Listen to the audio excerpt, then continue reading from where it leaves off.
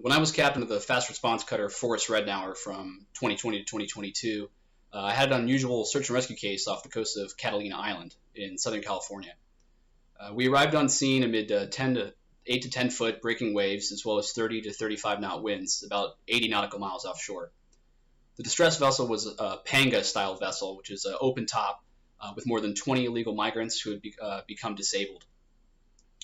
The conditions were well out of parameters for our small boat, but during the case I had significant external pressure to launch based on safety of life at sea concerns. I was very close to launching, but my chiefs and lead coxswain took me aside and basically said, "Skipper, we can't do this. This is way too dangerous, and if we lose our small boat, we can't help these people anyway." Some of my more junior personnel were pretty energetic and they wanted to go for it, but I took the advice of my chiefs and said maybe we can come up with another idea. Eventually, we convinced 2 of the helos that were on scene to eventually begin rescuing people, but they were hesitant to start due to the risks involved.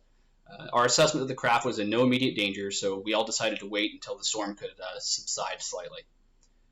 After several hours and due to hypothermic concerns, the helo began pulling the migrants off the vessel one by one. However, the vessel had now drifted towards another island, and we assessed that it was less than 45 minutes until the vessel would go into the surf and potentially capsize, which would mean almost certain death for the persons remaining on board.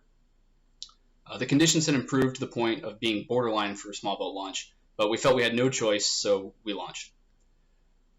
We successfully rescued all the remaining migrants, but the embarking them was extremely dangerous, involving timing the waves and essentially throwing the hypothermic migrants who could barely stand up to the deck crew. Once that was complete, we recovered our small boat, but the seas were still so bad we nearly lost the small boat. Only a well-timed swell surging the boat into the cutter's notch allowed us to recover. The danger of this operation, even in a moderately reduced sea state, indicated to me that if we had launched at the beginning, when I had thought to go for it, the results more than likely would have been catastrophic. This taught me 4 things. Sometimes your instincts to render immediate aid are not the best practice if waiting and assessing the situation further might give you a better solution. Know your people.